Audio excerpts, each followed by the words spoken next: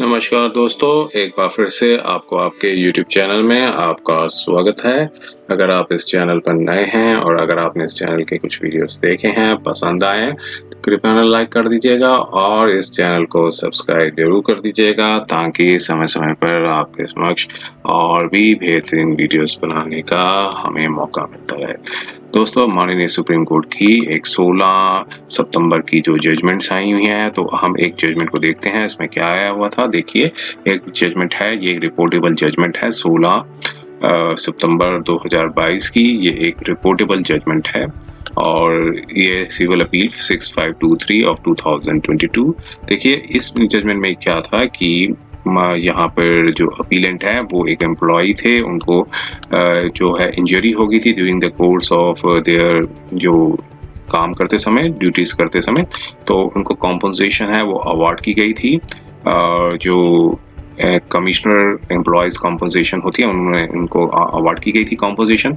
तो जो एम्प्लॉयर हैं वो आगे हाई कोर्ट गए थे और हाई कोर्ट ने जो है वो ऑर्डर को सेटिसाइड कर दिया। कहा कि एक अलग से बोर्ड बनाया और कहा कि ये जो उनको डिसेबिलिटी है वो परमानेंट डिसेबिलिटी नहीं है, तो इसलिए ऑर्डर को सेटिसाइड कर दिया। लेकिन माननीय सुप्रीम कोर्ट ने जो है ऑर्डर को, हाई कोर्ट के ऑर्डर को ये इस ग्राउंड्स पे सेटिसाइड कर दिया क्योंकि जो एम्प्लॉयर हैं उन्होंने जो एप्लीकेशन जो मूव की थी वो 7 साल बाद की थी। जो पहला जो बोर्ड बैठा था तो वो 2009 का था, फिर दूसरा जो बोर्ड बैठा था 2017 का था।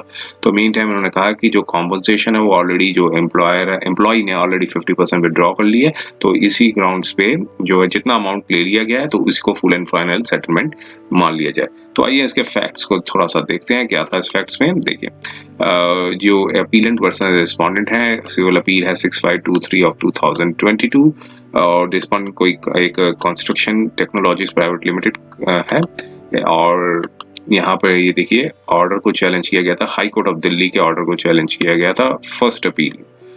इन द फर्स्ट अपील में जो सो एंड सो 2016 की थी, और उसमें जो हाई कोर्ट ने अपील को अलाउ कर दिया था, रिस्पोंडेंट की जो अपील, जो कि एम्प्लॉयर है उनकी अपील को अलाउ कर दिया था, और जो ऑर्डर को सेटिसाइड कर दिया था, जो कमिश्नर एम्प्लॉयज कॉम्पोजिशन जो है ऑर्डर है उसको सेटिसाइड कर दिया, जिसमें कॉम्पोजिशन जो है अवार्ड की गई थी 3,74,364 की।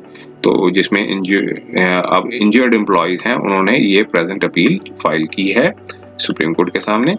और अपीलेंट ने जो है एप्लीकेशन जो थी वो कॉम्पनसेशन की एप्लीकेशन थी, वो कमिश्नर एम्प्लॉयज कॉम्पनसेशन के सामने डाली थी और उसमें बताया था कि उनको कंस्ट्रक्शन साइट में वो काम कर रहे थे और जो है रूफ फर्स्ट फ्लोर से गिर गए थे, तो उनको सफर ग्रीवियस इंजरीज हुई थी जिसकी वजह से 60% परमानेंट डिसेबिलिटी हुई है।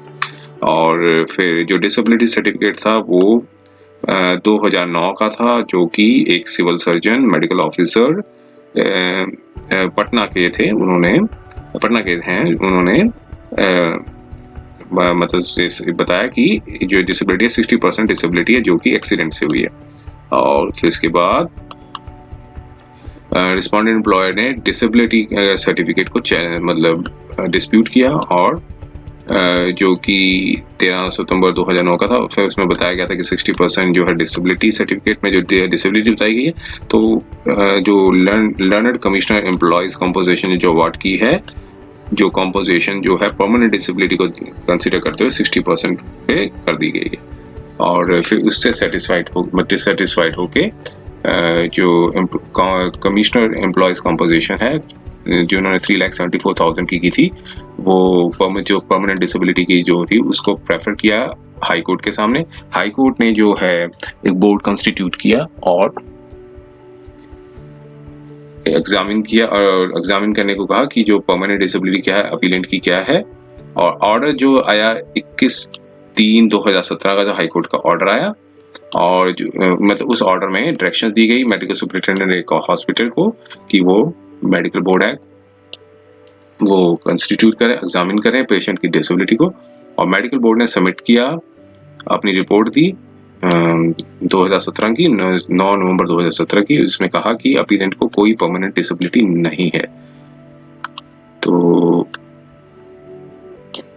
और फिर इसके बाद जो हाई कोर्ट ने अपने ऑर्डर में जो है अलाउ कर दी इस रिस्पोंडेंट नंबर 1 की अपील, और ऑर्डर जो पास किया गया था कमिश्नर एम्प्लॉयज कॉम्पोजिशन का, उसको सेट असाइड कर दिया। अब इसके ऊपर इंजर्ड एम्प्लॉय ने अब ये अपील फाइल की और उनकी जो आर्ग्यूमेंट्स हुए उसके बाद कोर्ट ने मेरिट्स पे दिया कि जो अर्लियर डिसेबिलिटी थी, सर्टिफिकेट था, वो 13 सितंबर 2009 का था, जो कि जिसमें क्लेमेंट ने और लैंड कमिश्नर ने रिलाई किया था। और रिपोर्ट जो है दी गई है 9 नवंबर 2017 की, जो कि मेडिकल बोर्ड कॉन्स्टिट्यूट हुआ था। हाई कोर्ट का जो ऑर्डर आया था 21 मार्च 2017 में, तो मेडिकल बोर्ड ने जो अपना ओपिनियन था वो 9 नवंबर 2017 को था, और उन्होंने कहा था कि अपीलेंट को कोई डिसेबिलिटी नहीं है।